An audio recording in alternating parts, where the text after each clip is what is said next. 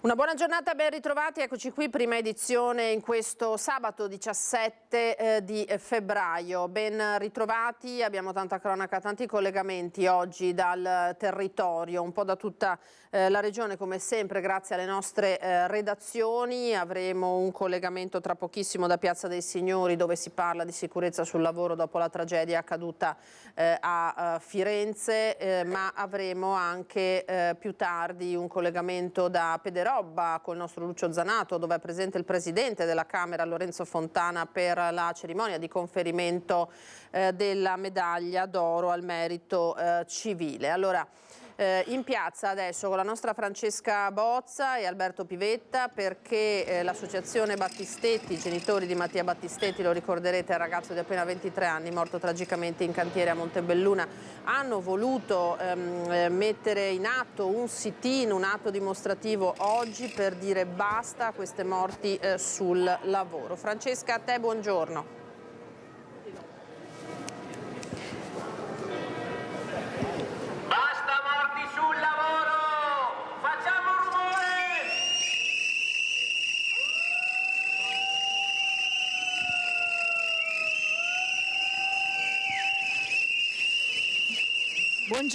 Buongiorno Lina, buongiorno a chi da casa ci sta seguendo in piazzetta Aldo Moro, due passi dalla prefettura, la manifestazione, il sit-in indetto dall'associazione in memoria di Mattia Battistetti per chiedere ancora una volta basta morti sul lavoro. Insieme a me Gabriele Zanella, buongiorno, e Anna Battistetti, sorella di Mattia.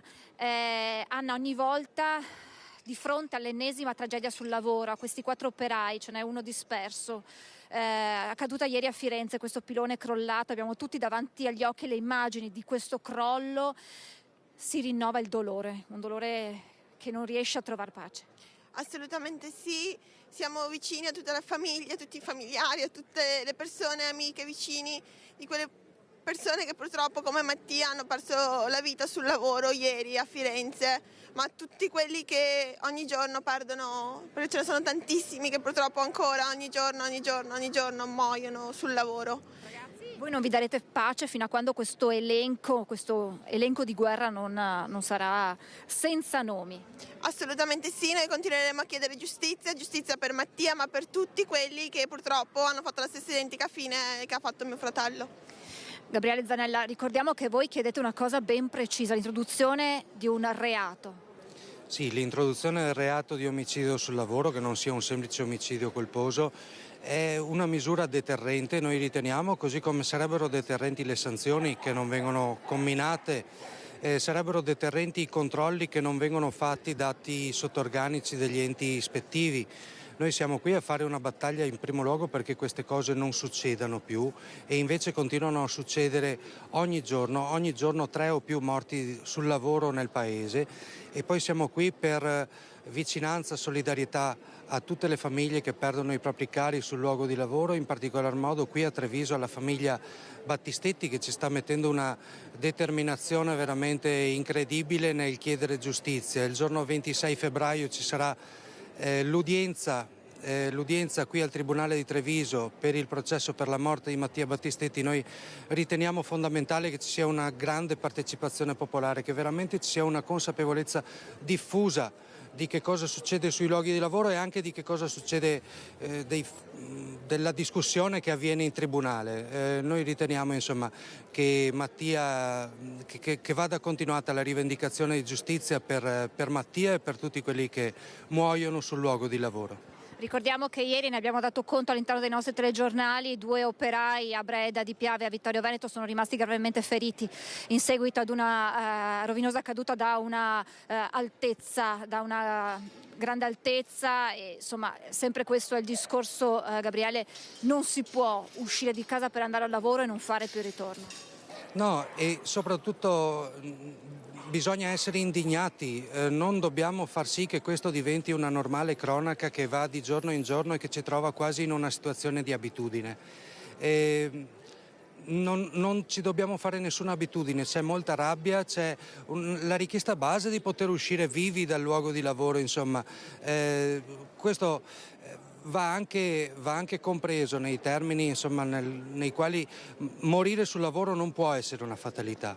Morire sul lavoro è un fatto che ha delle cause, appunto la mancanza di rispetto della sicurezza, la mancanza di investimenti di molte aziende sulla sicurezza, la mancanza di controlli, cioè siamo veramente nelle mani della fortuna quando ci si salva, ma diciamo diventa purtroppo un fenomeno che di giorno in giorno appunto ci dà le cifre, e dietro le cifre ci sono famiglie, ci sono affetti, ci sono madri, ci sono figli che non vedono tornare a casa il proprio familiare. Quindi questa è una lotta alla quale va data continuità. Noi vi ringraziamo e facciamo un appello anche al sistema dell'informazione, perché troppo spesso avviene che quando succedono fatti eclatanti come quello di Firenze l'attenzione del mondo dell'informazione è molto alta, e poi questo fenomeno, questa tragedia, questa strage dei morti sul lavoro cade nel dimenticatoio fino alla volta successiva. Quindi noi riteniamo che insomma tutte le realtà che sono sensibili al tema debbano dare costanza a questa lotta e debbano dare determinazione e intransigenza nel chiedere giustizia e nel chiedere sicurezza e salute sui luoghi di lavoro. Anna, ultimissima cosa, abbiamo detto il 26 c'è una nuova udienza e come sempre, come accade ogni volta, ci sarà un sit-in di fronte al Tribunale. Certo, ci troveremo tutti insieme lunedì 26 febbraio alle ore 8:30 davanti al Tribunale di Treviso, dove saremo tutti uniti per chiedere giustizia per Mattia, che effettivamente chi ha causato la sua morte paghi. Grazie a Gabriele Zanella, grazie a Anna Battistetti da Treviso. È tutto, la linea può tornare allo studio. Grazie a Francesca Bozza, Alberto Pivetta per questo collegamento, grazie agli ospiti naturalmente, e davvero, come ha detto Gabriele Zanella, la determinazione di questa famiglia a cercare di avere giustizia o quantomeno di tenere le luci accese su queste tragedie del lavoro che non dovrebbero, lo abbiamo detto 1000 volte, capitare, ma purtroppo va così. C'è un'ansia sul crollo di Firenze con l'impresa appaltatrice che ha definito una tragedia immane, è quello che è successo. Hanno parlato dopo questa tragedia mandando proprio all'ANSA una nota. Siamo sopraffatti dallo stupore e dal cordoglio, hanno detto i responsabili di attività edilizie Pavesi, la società appaltatrice dei lavori che si stavano svolgendo nel cantiere per la realizzazione di questo nuovo supermercato a Firenze. È il momento del silenzio e del dolore, siamo a completa disposizione delle autorità per assicurare tutte le condizioni atte a fare chiarezza su questo drammatico incidente. Abbiamo visto che stamattina c'è stato il recupero del quarto corpo, purtroppo, di uno degli operai coinvolti in questo crollo. Andiamo sul sito del Gazzettino a vedere su quali notizie punta l'home page del Quotidiano del Nord-Est oggi, con le concessioni delle spiagge. A Jesolo, modello distorto, i grandi capitali si sono appropriati di ampissime porzioni di arenile. Questo è il caso che viene portato in primo piano dal Gazzettino, che torna dunque sul dibattito sulle concessioni balneari che appunto sono, sappiamo benissimo, è appunto un dibattito, un tema molto caldo, molto acceso. A Mestre, un tema di cui parleremo anche più tardi con i servizi delle nostre redazioni di Venezia. Ordina 4 pizze, il rider arriva e lo picchia, non voleva salire al primo piano. L'ennesimo caso di violenza davvero assurda che si è verificata a Mestre. E poi Padova, tra poco lanceremo proprio questo, tra i servizi che lanceremo ci sarà anche questo. Cliente 50enne si innamora della prostituta, ma lei lo denuncia, mi perseguita. E poi le ennesime spaccate a Mestre, ce ne parlerà la nostra Anna Maria Parisi. Stavolta sono stati arrestati 3 ragazzi. E poi il primario di cardiologia di Belluno che parla dopo aver curato Vittorio Emanuele Parsi, la diagnosi, poi il trasferimento, la velocità lo ha salvato, così ha detto. Allora, in attesa che si colleghino altri colleghi dal territorio, andiamo a Padova, dove al processo sui velox di Cadoneghe, siamo nel Padovano, il comune e il sindaco Schiesaro saranno parte civile e chiederanno un risarcimento per i danni d'immagine. Si costituirà parte civile il comune di Cadoneghe nel processo che inizierà il 4 marzo a carico di 2 agenti della polizia locale coinvolti nella vicenda dei Velox posizionati lungo la strada del Santo e duramente contestati da molti cittadini, multati a ripetizione, a loro dire ingiustamente. Il sindaco Marco Schiesaro ha anticipato che sarà presente in aula e che chiederà un risarcimento danni per l'immagine del comune e di se stesso compromesse dalla vicenda. Il sindaco sottolinea che tutta la questione giudiziaria è partita da una sua segnalazione ai magistrati e che quindi si considera parte lesa in tutta la vicenda che tra giugno e agosto dello scorso anno, dall'attivazione allo spegnimento dei Velox, peraltro danneggiati da ignoti, è finita in primo piano in tutta Italia per molte settimane. Questa vicenda a dir poco nota ha preceduto tutto il caso di Fleximan. Allora torna in funzione il Velox di Villa del Conte, danneggiato da uno o più evidentemente soggetti che si celano dietro questo soprannome che di fatto gli abbiamo dato dopo l'atto vandalico la polizia locale del campo San Pierese, cui compete la gestione della sicurezza e della sorveglianza nei 10 comuni della federazione, ha provveduto a ripristinare il dispositivo appunto a Villa del Conte. Il nuovo autovelox tornerà in funzione a partire da lunedì 19 di febbraio lungo la provinciale del Piovego a Villa del Conte appunto. Numerosi arresti e denunce negli ultimi 2 giorni da parte della polizia di Padova. I temi trattati sono parecchi: droga, furti, microcriminalità, sono finiti nel mirino delle forze dell'ordine. 2 arresti e 5 espulsioni nelle ultime 48 ore da parte dei poliziotti delle volanti e della squadra mobile della questura. Gli agenti sono intervenuti in un cantiere edile della Guizza dove era scattato l'allarme per un furto in atto.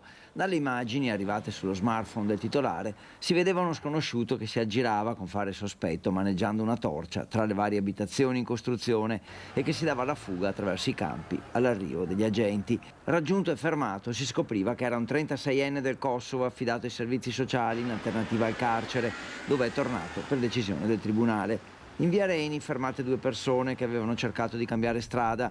Uno dei 2, molto nervoso, aveva in tasca un sasso di ecstasy e a casa altro ecstasy e hashish.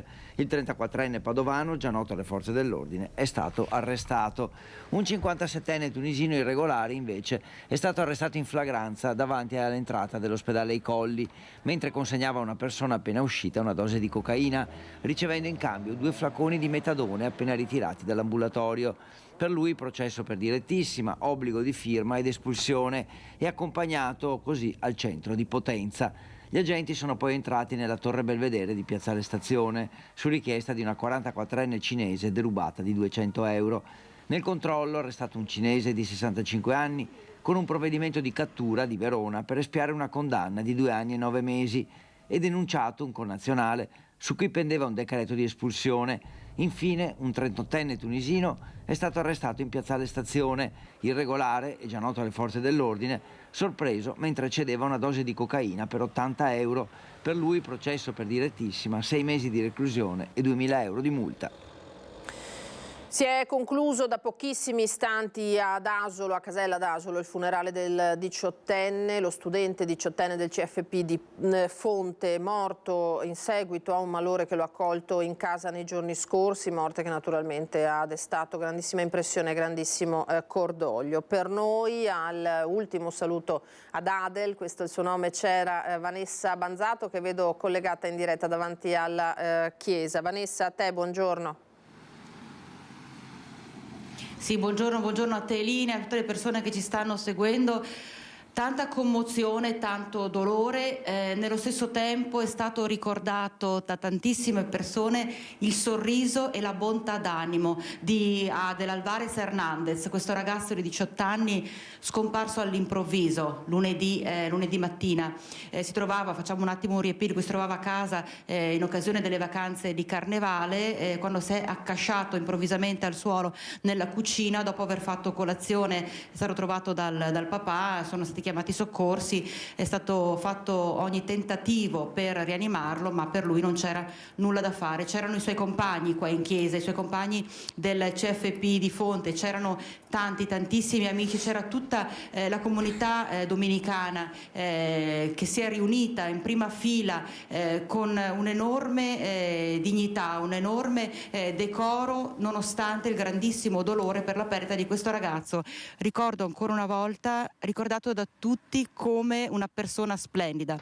Era presente anche il gagliardetto dell'Aido perché Adel ha voluto, i genitori di Adel hanno voluto appunto su richiesta del ragazzo donare gli organi del giovane. Di conseguenza la vita di Adel non si ferma qui, la vita di Adel continuerà a vivere in tantissime altre persone.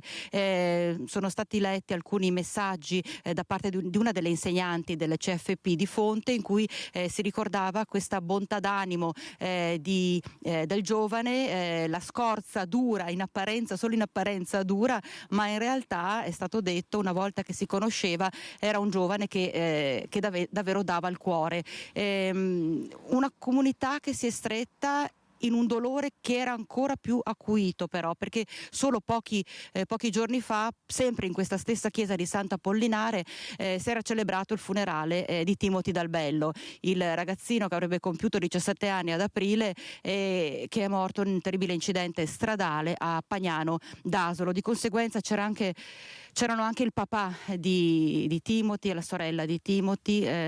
Potete ben immaginare anche il loro dolore nel condividere con un'altra famiglia una tragedia come quella che li ha toccati. Lina, per il momento da Casella d'Asolo è tutto. Grazie a Vanessa Banzato ed Alessandro Costacurta sul posto per seguire questa dolorosa cerimonia. Purtroppo ce ne ha parlato Vanessa e non poteva essere altrimenti, visto che la comunità di Asolo davvero è colpita da vicende drammatiche in questo ultimo periodo e che riguardano, ecco, l'abbiamo sentito, proprio dei giovanissimi. Adesso andiamo a Vicenza invece, torniamo sul tema delle spaccate perché evidentemente è una serie davvero inarrestabile di episodi di criminalità che sta colpendo la città. Vedo la nostra Luisa Bertini che è sul posto con Andrea Benetti e anche un ospite perché ci sono stati appunto nuovi atti in centro. A te Luisa, buongiorno. Sì, buongiorno Lina, buongiorno ai nostri telespettatori. Siamo in centro storico, io sono in compagnia di una commerciante, Tatiana Dal Santo, proprio per parlare di questa escalation di furti e spaccate che oramai imperversa qui, soprattutto in centro a Vicenza, ma anche nelle zone periferiche, da un paio di settimane a questa parte. Quindi prima di parlare dell'ultima in ordine di tempo avvenuta stanotte, io chiederei alla signora Tatiana come state vivendo questa situazione, visto che i commercianti si sentono insicuri?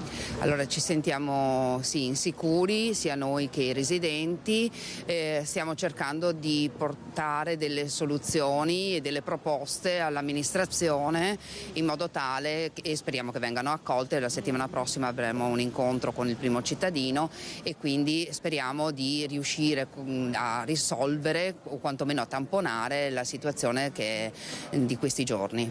Ecco, situazione che appunto parliamo di un'escalation questa notte, l'ultimo colpo avvenuto in Corso Fogazzaro ai danni di una ginseria. Sentiamo insieme cosa ci ha raccontato la titolare proprio questa mattina. Abbiamo ricevuto la chiamata dei carabinieri che ci informavano che era stata divetta la porta d'ingresso, sfondato il vetro e fatto un furto, portati via capo di abbigliamento e soldi. Lei mi diceva che addirittura questo malvivente si è proprio cambiato i vestiti nel suo negozio. Si è cambiato dalla testa ai piedi, scarpe, jeans, maglione e piumino. E dal fondo cassa quanto è stato portato via? Dal fondo cassa 500 euro, che è il nostro fondo cassa.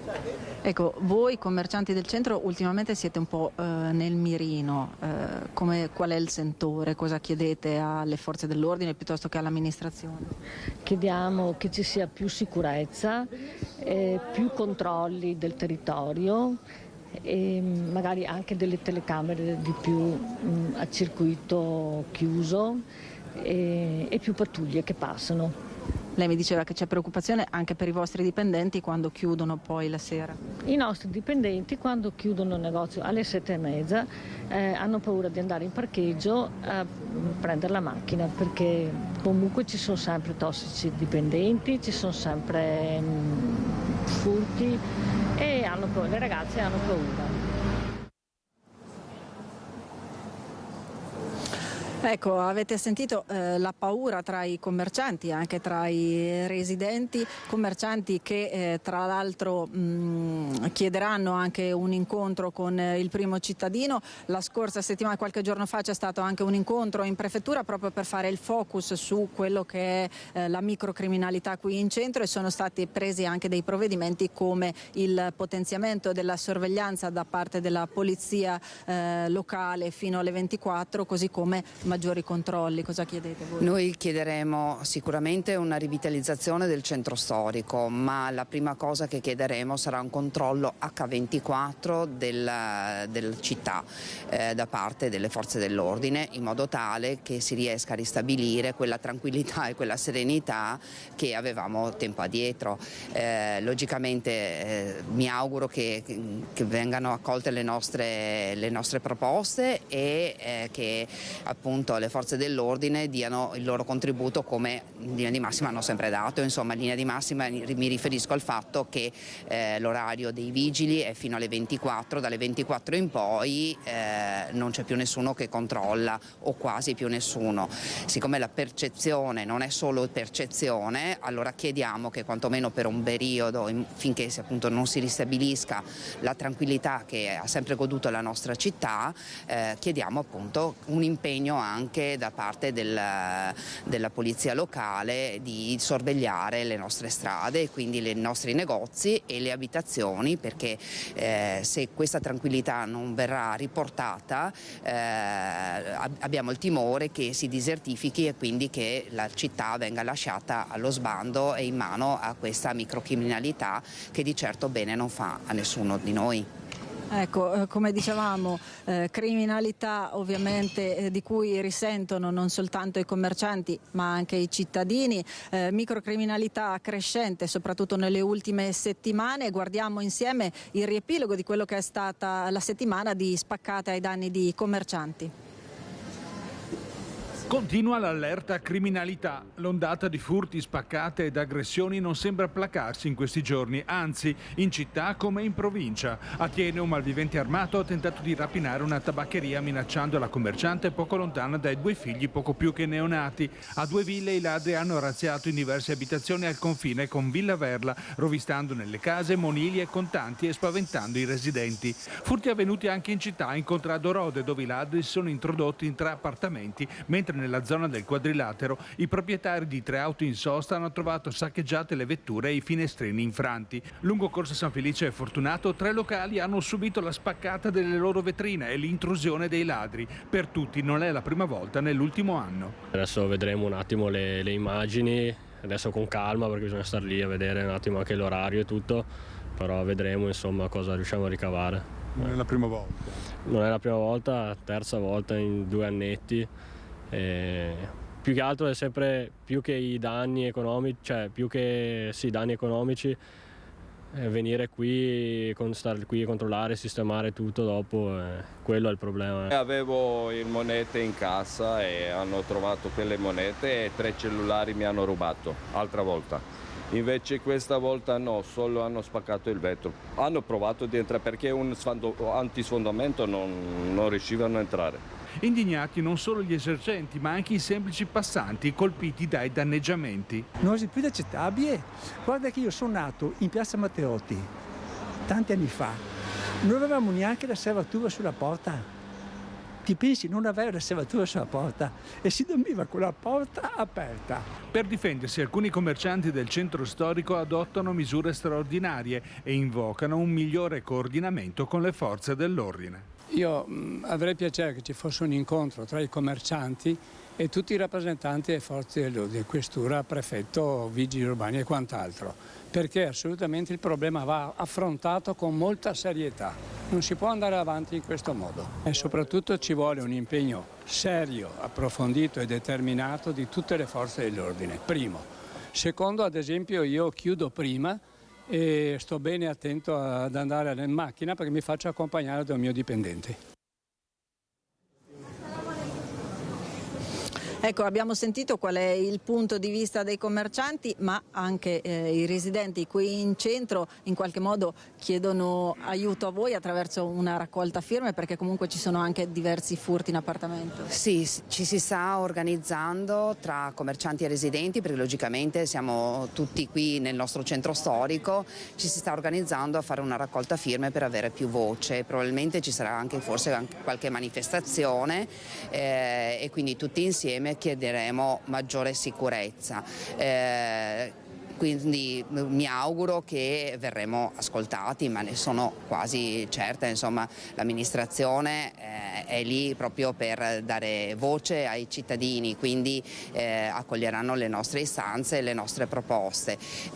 La situazione sicuramente migliorerà, ne sono sicura, io cerco sempre di pensare in positivo perché altrimenti... Anche attraverso qualche manifestazione in più, voi dite? Allora, le manifestazioni dal mio punto di vista sono fine a loro stesse, però è anche giusto dar voce ai cittadini che vogliono vivere con la serenità, la tranquillità che hanno sempre vissuto i mesi scorsi, quindi non sarà certamente risolutiva la manifestazione, ma servirà a dar voce sia ai residenti che ai commercianti che vivono qui in centro storico e un po' in tutta la città, perché questi avvenimenti purtroppo si sono dilagati un po' in tutto il nostro territorio, quindi mi auguro che verremo ascoltati e che la situazione rientrerà quanto prima nella normalità della nostra città. Ecco, io intanto ringrazio la signora Tatiana Dal Santo, abbiamo sentito che ci sarà anche una raccolta firme a cui parteciperanno anche i residenti, perché un altro dei temi è proprio quello dei furti in appartamento, e restituisco la linea allo studio, intanto vi lascio guardare un servizio proprio che parla dei furti in appartamento. Una ragazzina minorenne denunciata per tentato furto è stata arrestata dalla Polizia di Stato e messa a disposizione dell'autorità giudiziaria, che ne ha disposto la custodia presso l'Istituto Penale per minorenni di Pontremoli. La giovane nei giorni scorsi era stata bloccata dagli agenti delle volanti in Corso Fogazzaro, allertati dai vicini per un furto in un appartamento ad opera di 2 persone. All'arrivo dei poliziotti il complice era riuscito a fuggire, mentre la ragazza era stata fermata per l'identificazione. A suo carico un'informazione di garanzia del 2023 dal Tribunale di Milano per furto e un'ordinanza del Tribunale di Roma che ne aveva già disposto la custodia in carcere. Fin qui Vicenza, grazie a Luisa Bertini e Andrea Benetti per questo collegamento, grazie all'ospite naturalmente. Il punto della situazione in città non va molto meglio a Mestre, dove si è verificata una vera e propria notte di follia con vetrine spaccate con il tombino, ma in questo caso sono stati arrestati 3 giovani, ci dice tutto la nostra Anna Maria Parisi, che vedo collegata in diretta. Anna Maria, a te. Eccoci, buongiorno Lina, con le immagini di Sandro Ponchio, un primo piano di una delle vetrine che ha subito l'assalto dei 3 banditi. Qui siamo all'interno del negozio Doraus, l'ultimo che si trova in via Trieste, al confine con Catene di Marghera e via Miranese a Chirignago di Mestre. Ecco, questo è quanto resta del tentato assalto nel primo dei 3 negozi presi di mira dai banditi, 3 veneti, 2 veneziani rispettivamente di 31 anni e 19 anni e un padovano di Campo San Piero di 20 anni, colti sul fatto in flagranza di reato mentre tentavano di svaligiare la terza attività, cioè il Prix, il supermercato che si trova poco distante da qui. Furti sventati grazie alla l'allarme lanciato da una residente che ha permesso in questo caso non soltanto di fermare i banditi in azione, ma di arrestarli proprio mentre stavano tentando di eseguire il terzo colpo. Dopo aver preso, facendo un passo indietro, Lina, dopo aver preso il primo tombino del vicino negozio, nel vicino fruttivendolo che si trova poco distante da qua, hanno tentato, come dicevo, l'assalto in questa vetrina Doraus che vende cialde di caffè in via Trieste. Non ci sono riusciti, il vetro è un vetro antisfondamento, quindi sono andati al civico 303 di via Milanese, dove c'è la farmacia, il secondo negozio che hanno tentato di assaltare, stavolta con i resti di un antico mulino, quindi una pietra molto pesante. Non sono riusciti, se fossero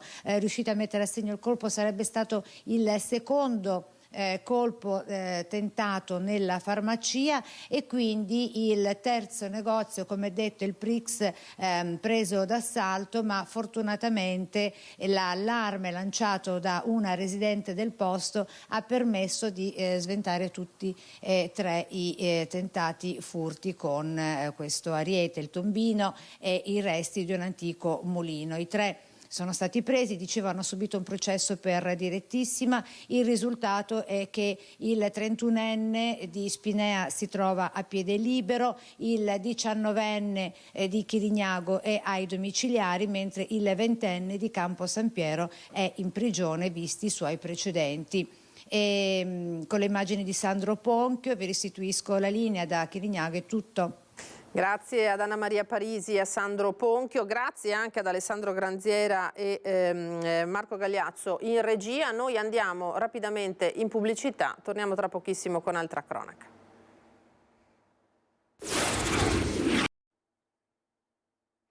Eccoci di nuovo in diretta con la prima edizione di questo sabato 17 di febbraio. Allora, ben ritrovati, proseguiremo tra poco con i collegamenti dal territorio, ancora molte vicende, molte circostanze da raccontare. Intanto andiamo, grazie alla regia, sull'home page del Corriere del Veneto, che dà conto del fatto che abbiamo parlato poco fa con Francesca Bozza in diretta dalla Piazza dei Signori di morti sul lavoro. Ecco, la tragedia di Firenze, da cui è scaturito anche il sit-in di cui vi abbiamo parlato poco fa.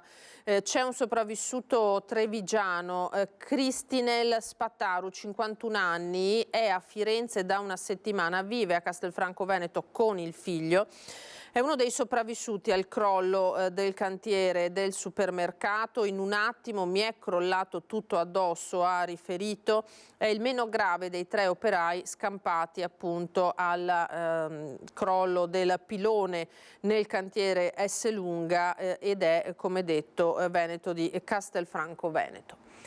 Allora, noi andiamo avanti con la cronaca, andiamo a Padova dove c'è questa particolare vicenda giudiziaria, un cliente che si è innamorato di una prostituta e lei lo ha denunciato perché evidentemente avrebbe messo in atto degli atti persecutori. Finisce in tribunale la storia d'amore, in realtà un legame solo teorico, tra un padovano di 50 anni e una prostituta che ha denunciato l'uomo per atti persecutori. Lui aveva iniziato a frequentare la giovane ragazza straniera, nel senso che ricorreva alle sue prestazioni con una certa continuità, un'abitudine che per il cinquantenne si è trasformata in qualcosa di più sentimentale, un vero e proprio innamoramento, ma non corrisposto. E così lui avrebbe iniziato a raggiungerla tutte le sere con scenate di gelosia quando lei si appartava con un cliente, e la ragazza quindi è andata dai carabinieri denunciando il fatto che la presenza costante del cinquantenne le impediva di lavorare perché i clienti si allontanavano. Ulteriore risvolto della vicenda, il marito della ragazza, chiamato a confermare le insistenze del padovano, ha raccontato di accompagnare tutte le sere la moglie in zona industriale e così ora rischia di finire indagato anche lui per sfruttamento della prostituzione. Sempre nel Padovano, dai carabinieri, l'allarme per una truffa che in due casi è stata fortunatamente sventata. La telefonata che arriva dal numero di un istituto di credito o addirittura della caserma dei carabinieri, che in realtà è stato falsificato dai malviventi, quindi grande attenzione. Una nuova pericolosa truffa sta girando anche in provincia di Padova. Si chiama Colliery di spoofing, si traduce con falsificazione dell'identità del chiamante, con i malviventi che trasformano il numero di telefono da cui contattano la vittima in quello di un istituto di credito o della locale stazione dei carabinieri con l'obiettivo di intascare soldi. A dare l'allarme i carabinieri di Padova dopo 2 casi verificatisi in provincia. Il primo a Santa Giustina in Colle, dove una donna contattata da 2 diversi numeri, il primo della sua banca, il secondo dei carabinieri di Campo San Piero, alla richiesta di trasferire 10.000 euro su un conto corrente, ha riagganciato chiamando il 112. I carabinieri, quelli veri, hanno subito capito che si trattava di una truffa, invitando la donna a sporgere denuncia. Non solo privati cittadini, nel mirino dei malviventi anche l'ufficio anagrafe di un comune della Bassa Padovana. La dipendente, alla richiesta di fornire dati sensibili di cittadini di diverse regioni italiane da parte di un numero che corrispondeva a quello dei carabinieri di Solesino, ha chiamato i militari scoprendo che si trattava di un raggiro. L'invito delle forze dell'ordine continua a essere quello di non dare mai codici o dati sensibili via telefono e in caso di dubbio chiamare immediatamente il 112. Ecco, in attesa di collegarci allora con Padova e Pederobba, andiamo a Mignagola per darvi conto degli ennesimi atti di vandalismo che hanno colpito la frazione del comune di Carbonera nel Trevigiano. Preso di mira stavolta il cimitero, dei giorni scorsi invece è il furto di alcuni estintori di un parcheggio condominiale interrato con i residenti che puntano il dito, sappiamo chi sono, dicono, e la sindaca Ortolan che minaccia denunce. Siamo venuti qua, abbiamo trovato il disastro in cappella e il disastro nei bagni, abbiamo chiamato i carabinieri. All'interno della cappella le impronte delle scarpe sul muro di cartongesso, il tentativo di sfondarlo, la tendina sporca di sangue strappata e lasciata a terra, una crepa sulla porta, le assi di legno disperse nel seminterrato, il quadro elettrico aperto ma non toccato e poi la sorpresa dei bagni, fango, carta igienica nello scarico, ma soprattutto l'incendio del portasalviette che ha rovinato muratura e piastrelle. È reso conto dell'ennesimo atto di vandalismo a Mignagola nel giro di una settimana, questa volta nel cimitero. Questi sono giovani senz'altro, quindi però non capisco che divertimento sia per loro questo. Per fortuna non hanno toccato le tombe perché sarebbe stato un altro atto estremo. L'ultimo in ordine di tempo, ma non il solo atto vandalico. Dopo le piastrelle lanciate dalla terrazza del Circolo Noi, le prese elettriche esterne, il contatore rotti e i lampioni distrutti, anche il furto degli estintori di un parcheggio interrato di un condominio. Sono entrati nell'ultima settimana dei ragazzini, perché noi sappiamo di vista chi sono, perché Mignagola non è una metropoli, e si sono divertiti prima asportando proprio gli estintori. Alcuni li hanno trovati nei campi là dietro, altri li hanno trovati nei campi della parrocchia. Il secondo episodio, qualche giorno dopo, direttamente ancora con gli estintori agganciati a parete, hanno tolto la levetta e hanno sparato questa polvere che, quando peraltro si appoggia su apparecchi elettrici, fa dei danni pazzeschi. Nel pomeriggio il vandalo degli estintori ha colpito ancora in pieno giorno un altro dispositivo di sicurezza completamente scaricato nel seminterrato, ricoperto ora di polvere ignifuga. Dopo i danni per il furto e il costo per ricaricare gli estintori coperto interamente dai residenti, più di 600 euro,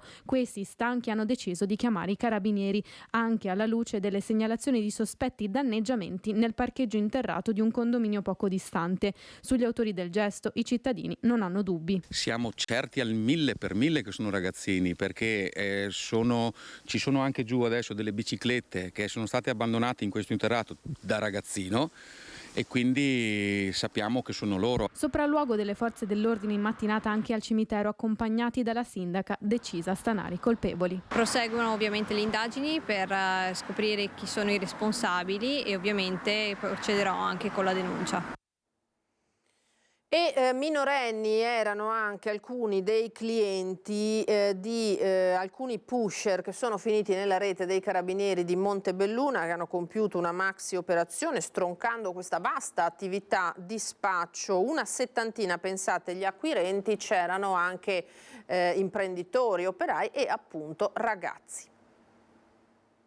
Oltre 1000 cessioni di cocaina confezionate in palline di cellofan termosaldato e oltre un centinaio di marijuana per un giro d'affari stimato in circa 100.000 euro. I carabinieri di Montebelluna, sotto la direzione della Procura di Treviso, sono riusciti a stroncare un'attività di spaccio di strada tra il Montebellunese e il comune di Cairano San Marco, che si è sviluppata dalla fine 2020 ad inizio 2023. 5 gli indagati, tutti di nazionalità nigeriana, tra i 39 e i 24 anni, alcuni senza fissa dimora e con lavori occasionali. Gli spacciatori, tutti soggetti di nazionalità nigeriana, avevano creato una vera e propria rete di spaccio e avevano individuato delle aree di spaccio in prossimità di parcheggi di centri commerciali, supermercati, appunto dei 2 comuni. Lo spaccio avveniva anche nei pressi di istituti scolastici. Tra gli acquirenti, circa una settantina di persone, tra professionisti, operai, imprenditori, c'erano anche alcuni 17enni.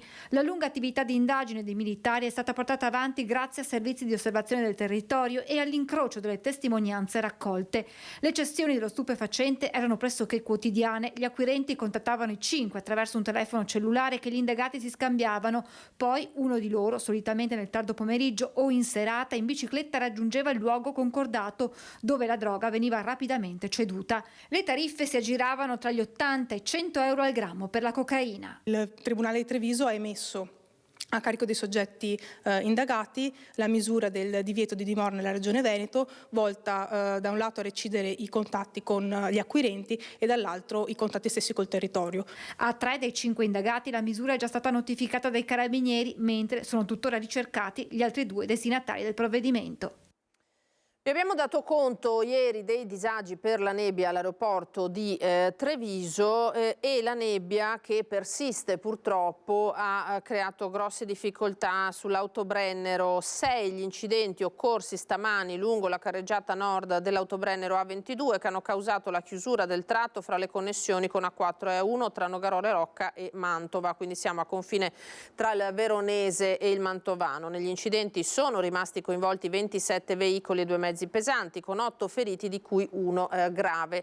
La polizia stradale sta effettuando i rilievi e i mezzi di soccorso meccanico stanno caricando i veicoli danneggiati. Fin qui per quanto riguarda l'autobrennero. Ieri vi avevamo dato conto delle difficoltà in aeroporto e anche oggi in aeroporto a Treviso in particolare la situazione è stata comunque alle prime ore della giornata piuttosto difficile.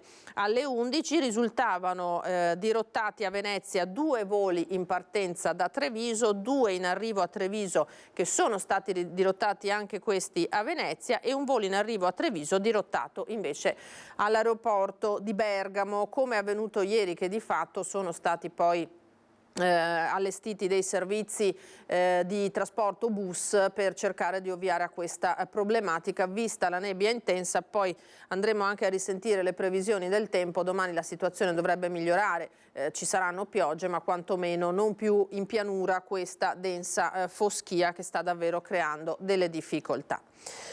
Adesso torniamo sull'omicidio del Piave, l'omicidio di Anica Panfile a Spresiano, perché sono spuntate nuove ipotesi investigative come quella del gioco erotico finito male.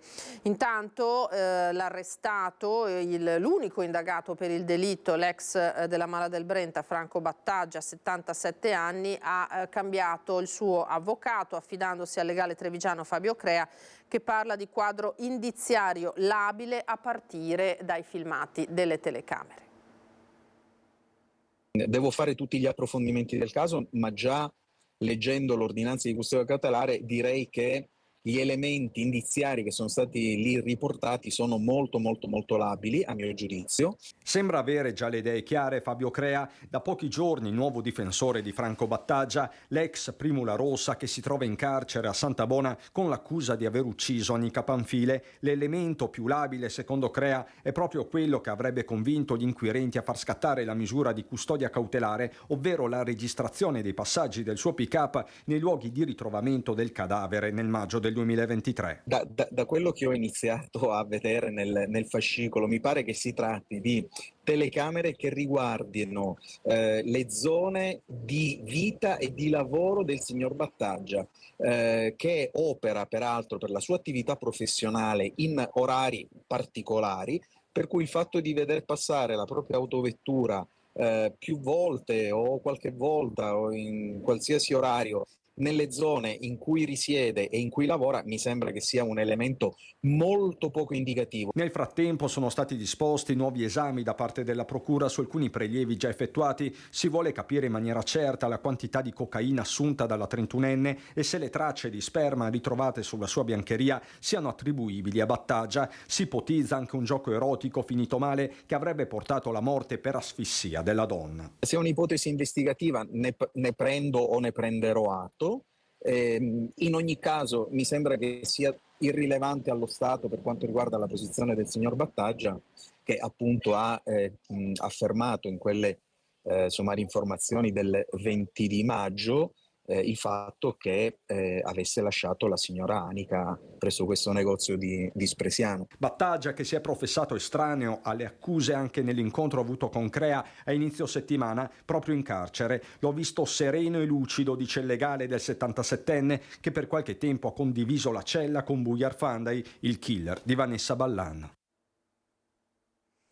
Questo dunque il servizio realizzato dal nostro Christian Arboit. Noi stiamo cercando appunto di aggiornarci, naturalmente aggiornarvi sulla cronaca di queste ultime ore. C'è una notizia che arriva dal Padovano con il questore che ha fatto chiudere per un mese per troppe risse un bar. Siamo a Este.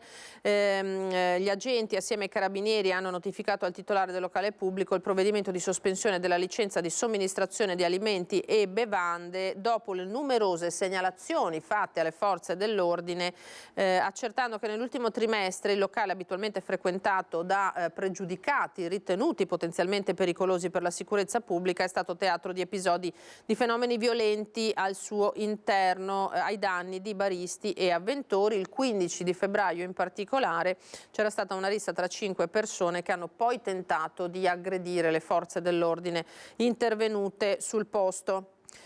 Torniamo sulla strage del bus di Mestre. Anche qui ci sono delle novità, con una perizia del mezzo che rivela che lo sterzo sarebbe stato rotto. Va capito naturalmente in quale momento questa rottura possa essere avvenuta, se precedentemente ovviamente all'incidente, alla tragica sbandata dal cavalcavia, oppure in seguito naturalmente allo schianto.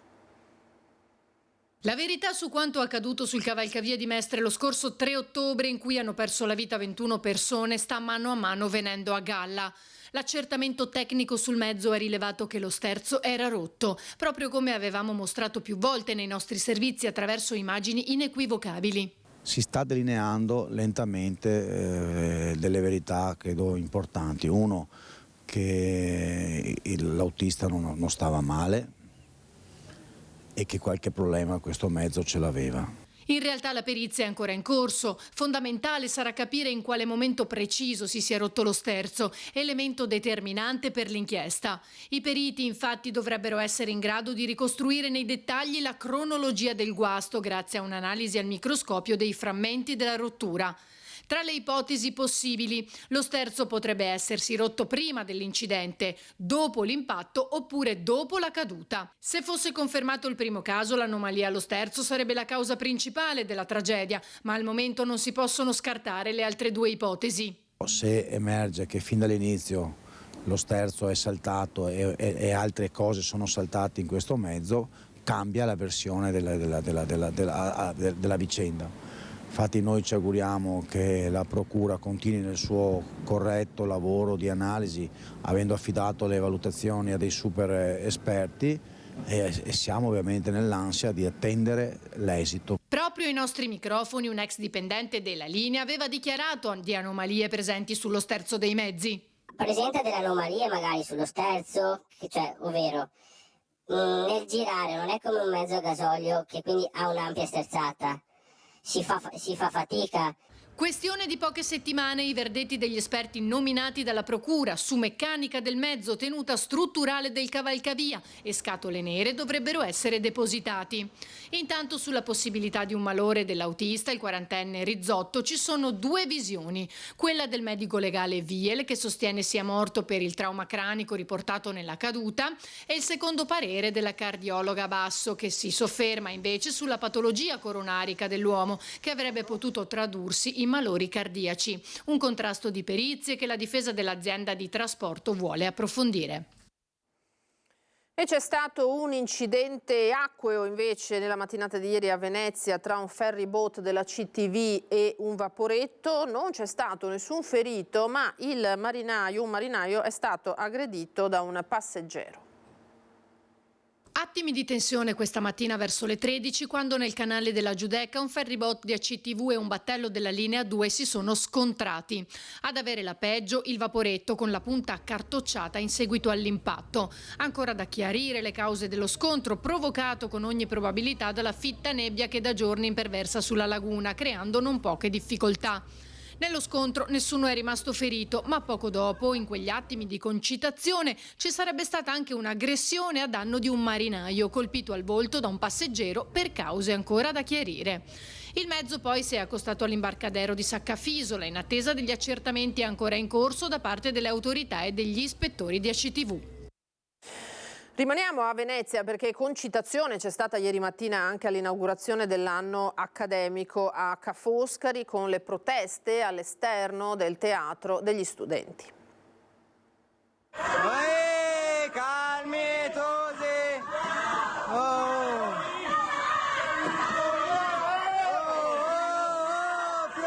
Dai, stai calmi! Fuori la protesta con momenti di forte tensione per le contestazioni di un collettivo di studenti dove si è temuto il peggio, ma per fortuna non è andata così.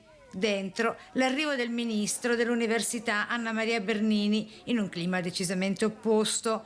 Al Goldone di Venezia, inaugurazione dell'anno accademico 2023-2024 di Ca' Foscari, con da una parte la richiesta degli studenti di maggiori investimenti per la residenzialità, lo studio, l'università e contro le stragi dei bambini palestinesi.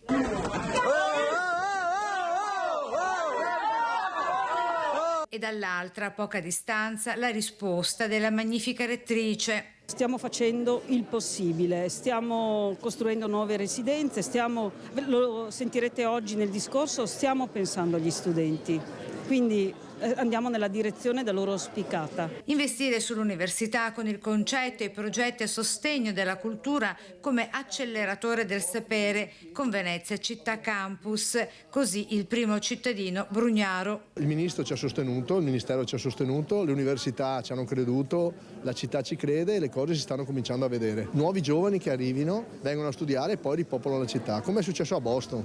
Questo è il modello che abbiamo in mente, per cui sì, Venezia Città Campus. E mentre al Goldoni si assiste allo sfilamento dei 43 rettori provenienti dalle università di tutta Italia, fuori, sventolando la bandiera palestinese, la voce del collettivo prende corpo. La voce degli studenti è stata silenziata. Eravamo un gruppo di studenti pronti a portare le nostre rivendicazioni sul palco dell'anno accademico, dove è giusto che sia così, ma invece siamo stati respinti con la forza. Così gli studenti, dunque, il diritto allo studio è una priorità di questo governo, ha detto la ministra Anna Maria Bernini, snocciolando i fondi stanziati per l'università proprio a Venezia. Noi abbiamo messo circa 4 milioni e mezzo sugli studentati di Mestre, poi abbiamo dato fondi e abbiamo dato il via libera a credo 240 posti alla Giudecca, abbiamo messo in tutto 5.400 nuovi posti sulla legge 338, che è quella che finanzia le università, e solo per il Veneto credo che ci siano 460 posti letto. Quindi diciamo che con quelle tre vie noi abbiamo tre frecce al nostro arco: il PNRR, questa famosa legge 338 che i rettori conoscono molto bene perché è quella attraverso cui loro fanno gli studentati finanziati da noi, cofinanziati da noi, e accordi con il demanio per prendere quegli immobili che magari stanno nei centri città, soprattutto nei centri città, vuoti, inutilizzati, non solo caserme, velocizzare le procedure di progettazione e fare in modo che questi luoghi che parlano siano riempiti di studentesse e di studenti, ritornando magari alle loro vecchie destinazioni. Venezia è naturalmente affollata di turisti che contendono gli alloggi, non solo i residenti ma anche gli studenti, l'abbiamo appena sentito. E di turisti ci parla in diretta da Padova il nostro Federico Fusetti, che è sul posto con Federico Cibotto, perché il 2024 è un anno iniziato davvero con numeri importanti per la città di Padova.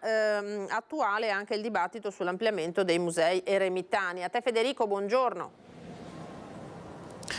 Buongiorno a te, dici bene Lina, grazie, un saluto a te e ai telespettatori. Siamo qui con Federico Cibotto, ospite l'assessore Andrea Colasio, assessore alla cultura e al turismo per Padova. Siamo si dice, nella splendida cornice del Salone della Ragione, davvero affascinante. Lo vedete da casa, ma ovviamente qui si respira un'aria stupenda.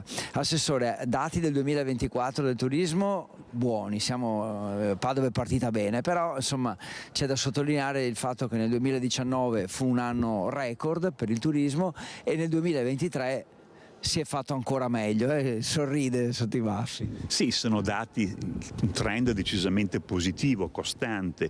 È vero, il 2019 fu l'anno dei record. Pensatevi, nel 2019 Padova ebbe da tasse di soggiorno 1.093.000 pernottamenti. Nel 2023 siamo arrivati a 1.218.000, vuol dire un incremento esponenziale del più 11%. Sono dati importanti che sono stati costruiti come? Attraverso una strategia di differenziazione dell'offerta. Diciamo, se in primavera e in autunno abbiamo una fortissima presenza di turisti italiani, ecco la novità, nel periodo estivo abbiamo una presenza impressionante di turisti stranieri, addirittura con 48.000 arrivi a luglio e 48.000 arrivi ad agosto. Vuol dire che sostanzialmente la presenza, i flussi turistici si sono spalmati durante tutto l'anno, con grande beneficio per albergatori, ristoratori e per i negozi cittadini. E quello che colpisce è un altro dato, la grande forza degli alberghi a 4 stelle che rappresentano il 38% degli arrivi complessivi, sono 465.000 pernottamenti. E stranieri che arrivano da un ventaglio di paesi molto ampio. È un ventaglio enorme, Padova non è, è caratterizzata da questo dato, in cappella entrano da 80 paesi, anche negli alberghi abbiamo registrato una leggera prevalenza degli italiani sugli stranieri, è un 52 a 48, ma quello che colpisce è che la presenza più significativa sono i tedeschi, ma rappresentano solo il 4%, poi hai gli austriaci il 2%, i francesi il 2,3%, gli spagnoli il 2,6%, ma anche i polacchi che una volta rappresentavano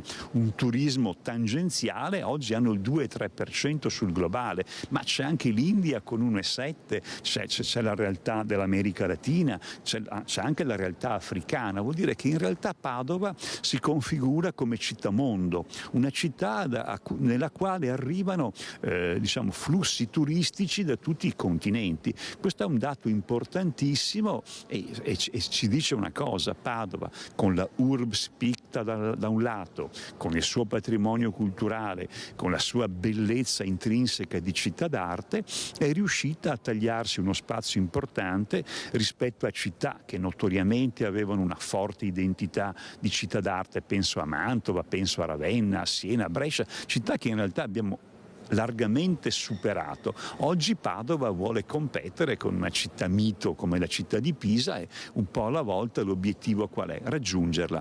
E c'è un'altra novità molto curiosa, non abbiamo solo una forte presenza negli alberghi a 4 e a 3 stelle, è cresciuta del 78% dal 2019 la presenza nelle strutture ricettive extra-alberghiere, è quasi raddoppiata. Questo perché? Perché Padova comincia a raccontarsi anche nei suoi cittadini che convertono le case in case vacanze come una grande città d'arte europea. Altro tema di grande attualità, quello dell'ampliamento del museo degli Eremitani, se ne parla da tanto tempo, ne abbiamo raccolto la voce del Presidente dell'Ordine degli Architetti, ve la facciamo sentire, poi prima di salutarci facciamo commentare questo ampliamento anche dall'assessore. Il dibattito è stato aperto dall'artista padovano Elio Armano, che ha lanciato la proposta di un ampliamento dell'ingresso del Museo degli Eremitani a Padova. Complici numeri da record di presenze di turisti e visitatori trainati dal fattore Urbs Picta, il sito museale ha mostrato alcune carenze nella parte dell'ingresso. L'Ordine degli Architetti di Padova ha deciso così di lanciare una proposta. È un'occasione straordinaria, un'occasione per arricchire la città, per ridefinire anche un contesto che non è compiuto oggi come oggi, perché è un contesto bloccato.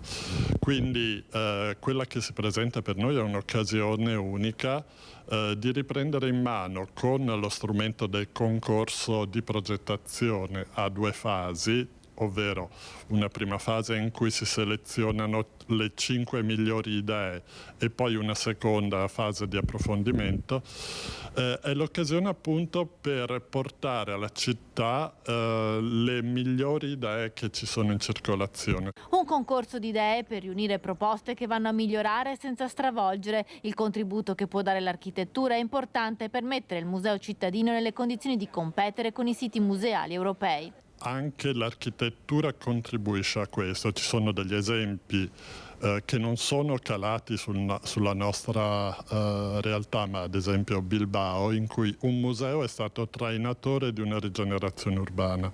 Ho portato un esempio che sarà l'opposto di quello che sarà il percorso per il nostro museo, perché noi interveniamo in un sito delicato in cui bisogna intervenire con un linguaggio delicato e appropriato, ma questo non toglie il fatto che ci si possa esprimere e che si possa utilizzarlo.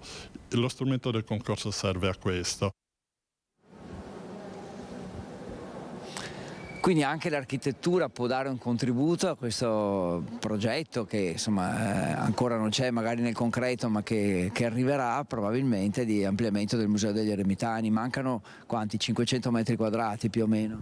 Diciamo che è una questione che si trascina da sempre, sin dagli anni 60, quando si iniziò a parlare del nuovo museo, in particolare da quando il grande Albini, un grande architetto, progettò il nuovo Museo degli Eremitani.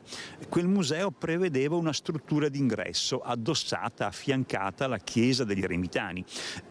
Storicamente la chiesa degli Eremitani ha sempre avuto un edificio alla sua sinistra. Nel 1964 venne abbattuto l'edificio boitiano, poi nacquero delle polemiche inspiegabili sul famoso avancorpo. È chiaro, venne costruita una struttura troppo pesante, ma lì cos'è che manca?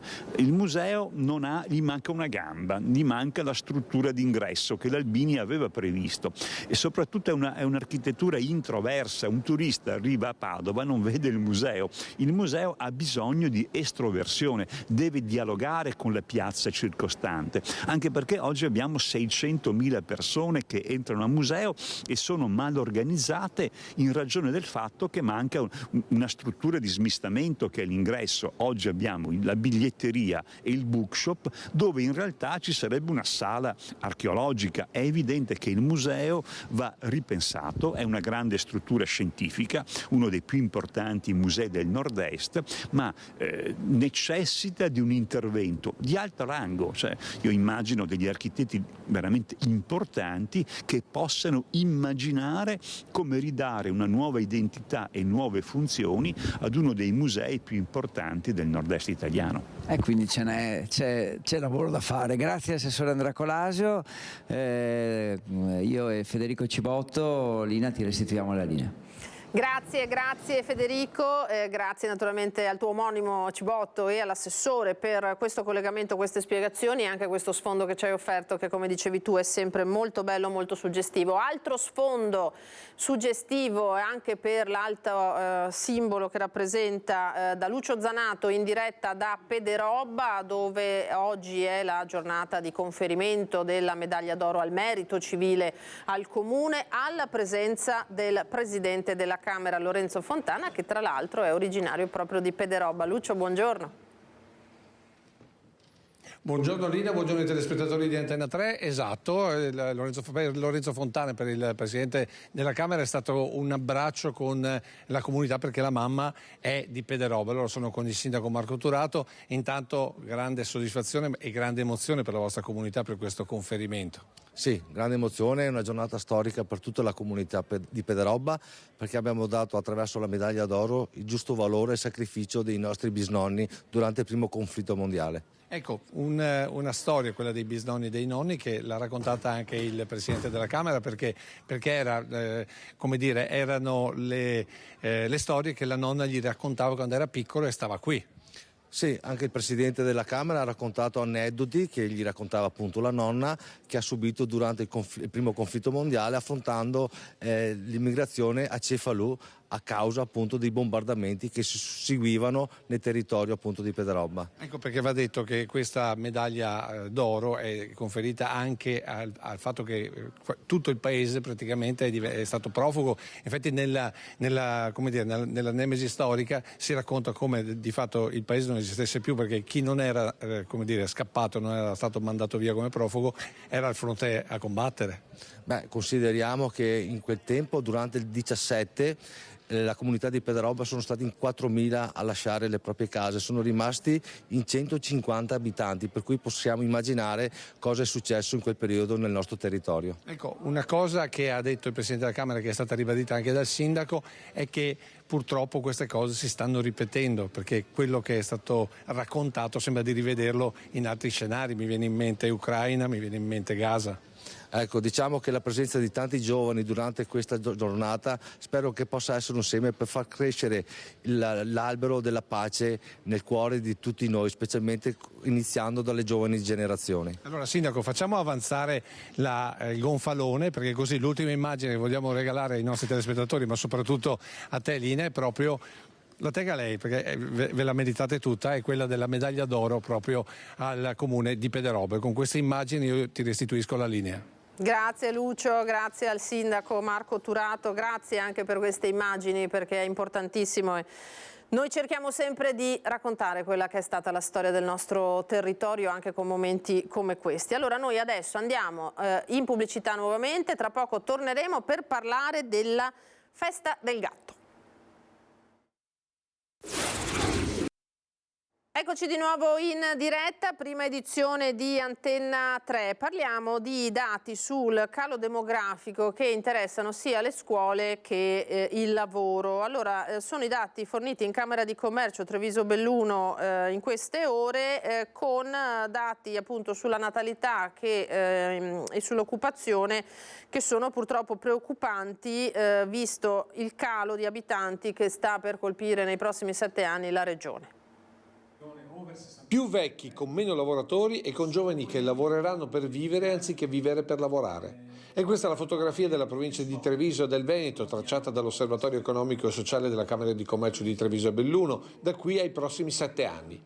E il primo dato riguarda i protagonisti del boom delle nascite dei primi anni 60. Entro il 2031 saranno in Veneto più di 150.000 quelli che andranno in pensione, 23.000 solo nella Marca, che però non saranno sostituiti né da giovani e nemmeno dagli immigrati, lasciando in Veneto vuoti oltre 70.000 posti di lavoro. Quello che deve preoccuparsi maggiormente probabilmente in questo momento per uno scenario a corto periodo è l'ammanco di lavoratori che avremo per la transizione dei famosi baby boomer verso l'età pensionistiche, forse quello è il dato un po' più preoccupante, anche se poi sarà mitigato sicuramente da altre dimensioni che entreranno in gioco. E in tal senso stanno già guardando le aziende con una sempre maggiore automazione industriale. Vediamo che i nostri giovani al lavoro manuale si stanno allontanando sempre di più, ma non è sufficiente questo, bisogna mettere nelle condizioni di dare una casa ovviamente a chi viene a lavorare in Italia, di dare delle alternative ai nostri giovani rispetto a quelle che li danno altri paesi,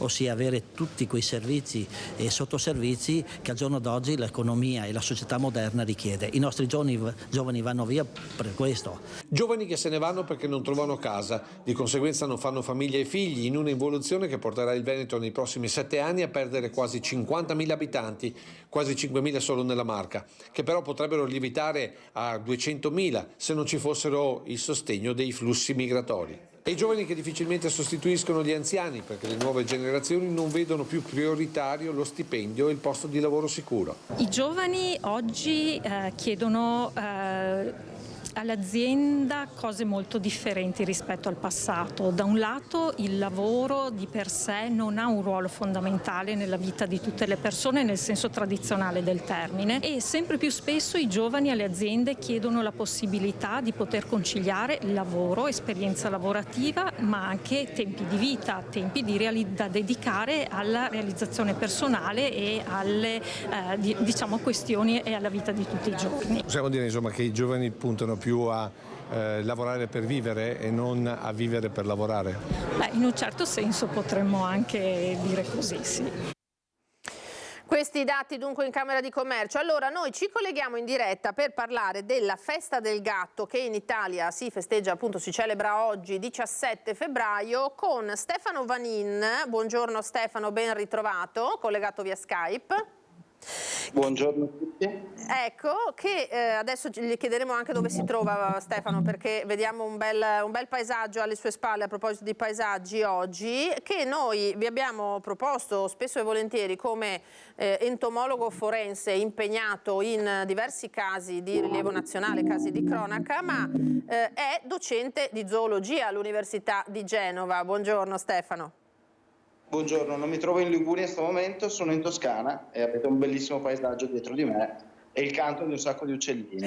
Esatto, e allora per parlare del gatto mi sembra un ottimo scenario, vero Stefano? Perché io volevo chiederle appunto una sua descrizione, un suo ritratto di questo animale domestico, che poi tanto domestico, diciamoci la verità, non è, e anche di quello che è il suo impatto in natura, perché lei l'altro giorno ha postato proprio un contributo di un esperto di questo settore e si parla del fatto che insomma l'impatto sull'ambiente, lei che è uno studioso dell'ambiente, di questo amico dell'uomo che però vagola anche naturalmente in giro, non è irrilevante, è così?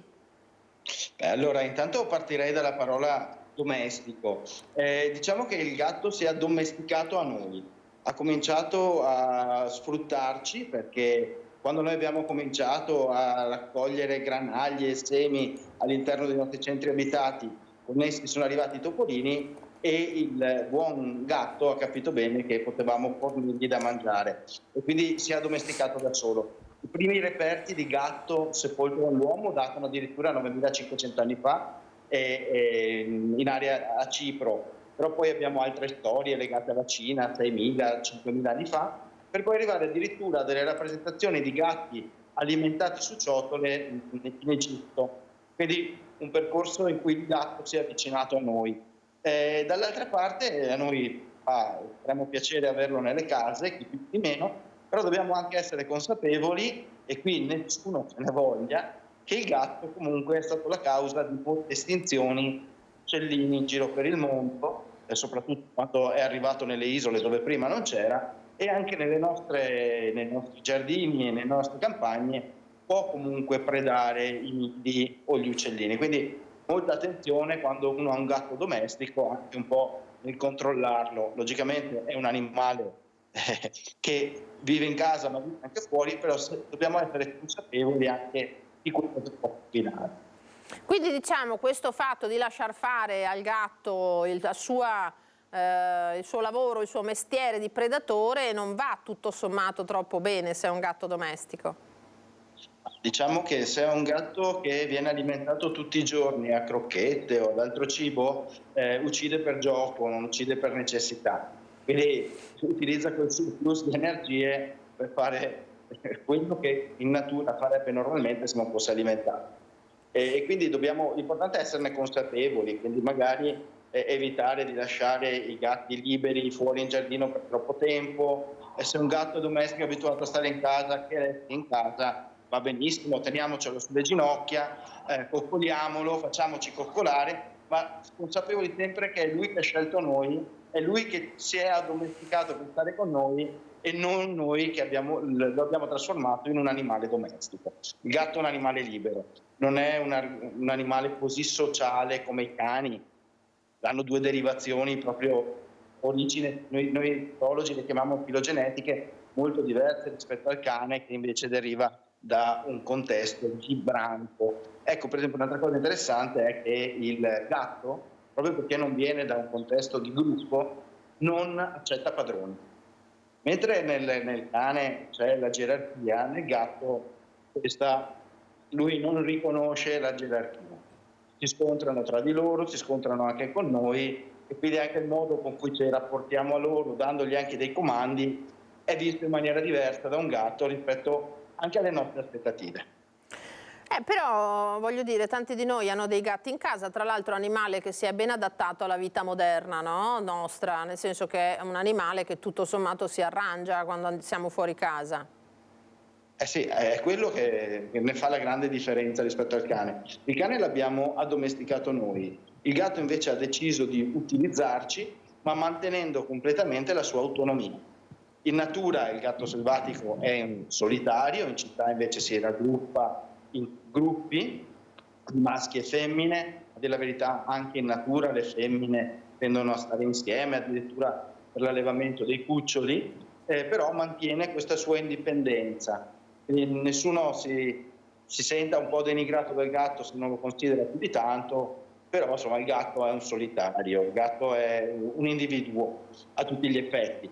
Però questo non significa che negli ultimi anni si è trasformato il nostro rapporto, è sempre più vicino a noi, per cui interagisce in maniera molto affettuosa e noi interagiamo in maniera affettuosa con lui. Però tutti sappiamo che a un certo punto poi il gatto si stanca e va via.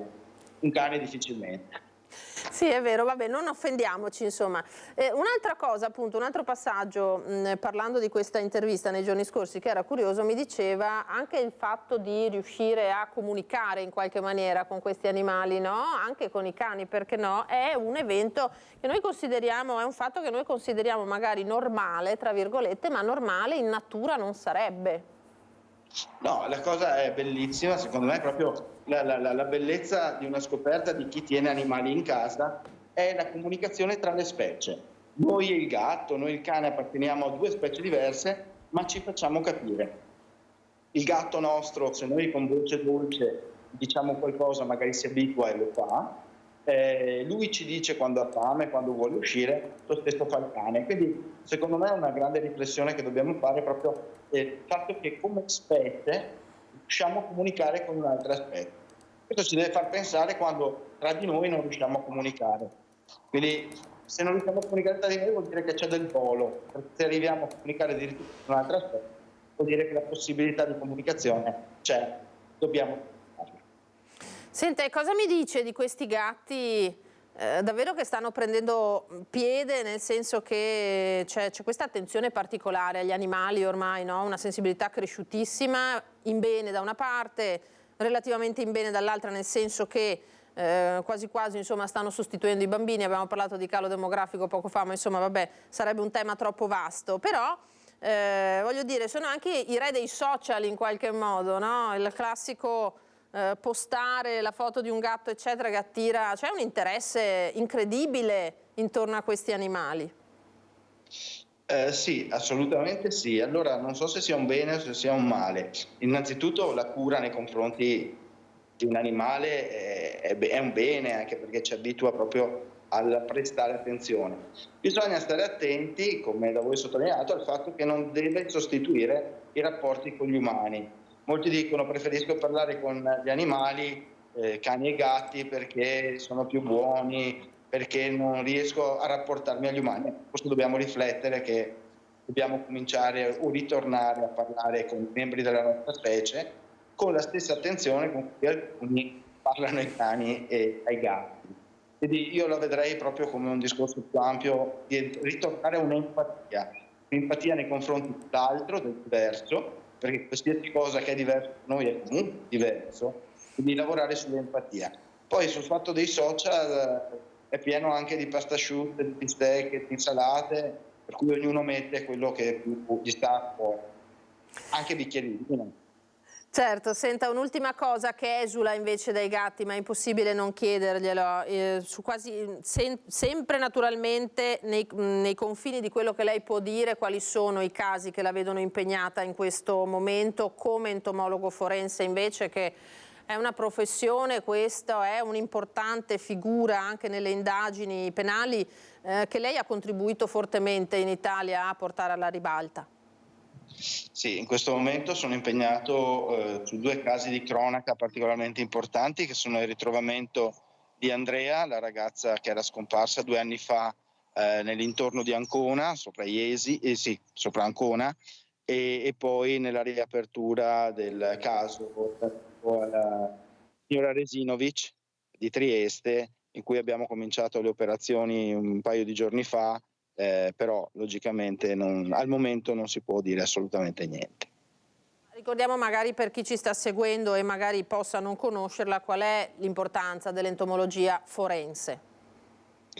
Sì, nell'entomologia forense noi usiamo gli insetti per cercare di capire quando una persona è morta e se il corpo è stato trasferito da un ambiente ad un altro. Quindi gli insetti diventano delle vere e proprie prove, come possono essere, scusatemi, le impronte digitali, il DNA, l'analisi balistica, e quindi in tutto ciò anche le scienze naturali vanno a contribuire alla ricostruzione degli eventi criminali o luttuosi e danno uno strumento di approfondimento al PM o al giudice che sta lavorando nel caso, e quindi si arriva a capire un po' di più.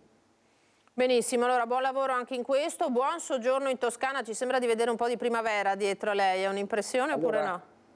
Sì, qui ci colleghiamo al problema, un problema che viviamo tutti, quello del riscaldamento globale. Il mio termometro, il termometro della macchina in questo momento segna 20 gradi. Siamo a febbraio, 20 gradi è una temperatura che ci fa pensare male, anche per tutta una serie di conseguenze proprio sugli insetti che godono di queste temperature, quindi possono essere o vettori di malattie o di problemi all'agricoltura. Quindi un'attenzione su cui dobbiamo riflettere ancora di più. Certo, su questo torneremo nelle prossime settimane proprio grazie a lei. Grazie a Stefano Vanin, lo ricordo trevigiano, docente di zoologia ed entomologo forense. Grazie e buon lavoro. Buona giornata. Allora, regia, noi parliamo di alpini invece adesso, perché da Vicenza si torna a parlare naturalmente della Dunata nazionale. L'assessore comunale ai grandi eventi, Leone Zilio, parla delle prossime tappe ed eventi che porteranno alla grande festa delle penne nere ospitata a maggio proprio da Vicenza.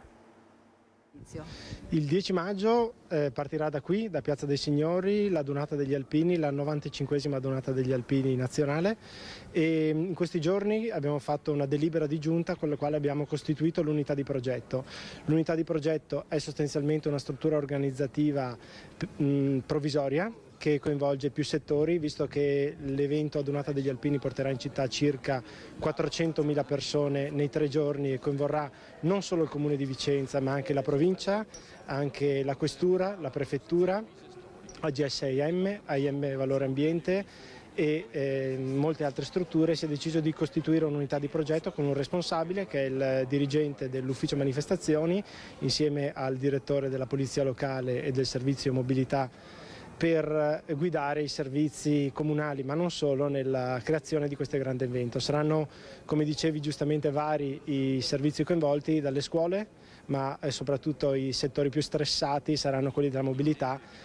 Dovremo garantire delle zone rosse, quindi interdette al traffico, che avranno tuttavia dei servizi notturni per garantire agli esercizi commerciali di rifocillare le cambuse e di riservire i bancomat, farmacie e altre attività.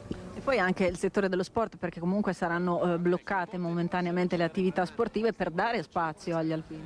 Sì, ovviamente è l'evento più importante dell'anno in Italia, la Dunata degli Alpini a livello di presenze. Questo fa sì che anche lo sport sia toccato dalla presenza alpina in città, e innanzitutto abbiamo un'occupazione di circa 50 scuole comunali e provinciali che fungono da attendamenti per il mondo alpino, e anche le attività sportive vengono sospese per l'impossibilità anche degli atleti di presenziare agli allenamenti o alle competizioni.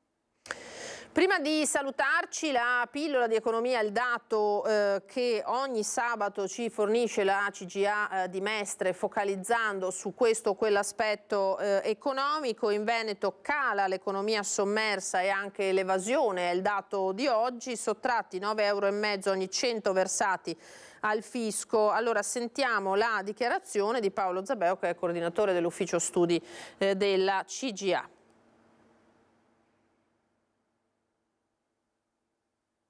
Vediamo se si sente l'audio.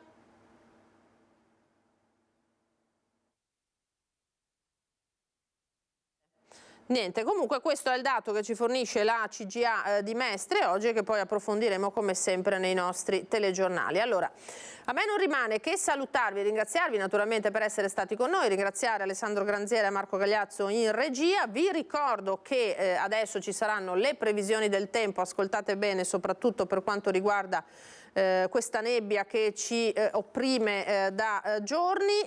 A seguire, come sempre, il cinema, in programmazione l'opera della mia vita, commedia inglese del 2013, la vera ed emozionante storia di Paul Schottz, il timido commesso vittima di bullismo che di notte si trasforma in cantante lirico amatoriale ed è stato proposto poi al grande pubblico con un talent. È tutto allora, a me non rimane che augurarvi un buon pomeriggio, arrivederci.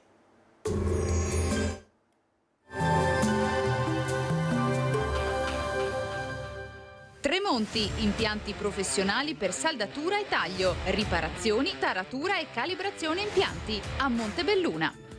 Ben ritrovati al meteo di Antenna 3. Previsioni per sabato 17 febbraio. Sul Veneto cielo molto nuvoloso, parecchie foschie, in particolare di sera sulle zone pianeggianti e nelle valli. Possibili brevi schiarite sui rilievi. Temperature minime tra 3 e 5 gradi, massime tra 9 e 13 gradi. Sul Friuli Venezia Giulia cielo da nuvoloso a coperto. Nelle ore notturne possibili foschie dense o locali nebbie. Temperature minime tra 2 e 5 gradi, massime sui 10-13 gradi. Sul Trentino Alto Adige prevarranno le nubi con qualche piovasco sui settori di confine. Temperature minime sui 3 gradi, massime sui 16-18 gradi. Dal meteo di Antenna 3 è tutto, arrivederci.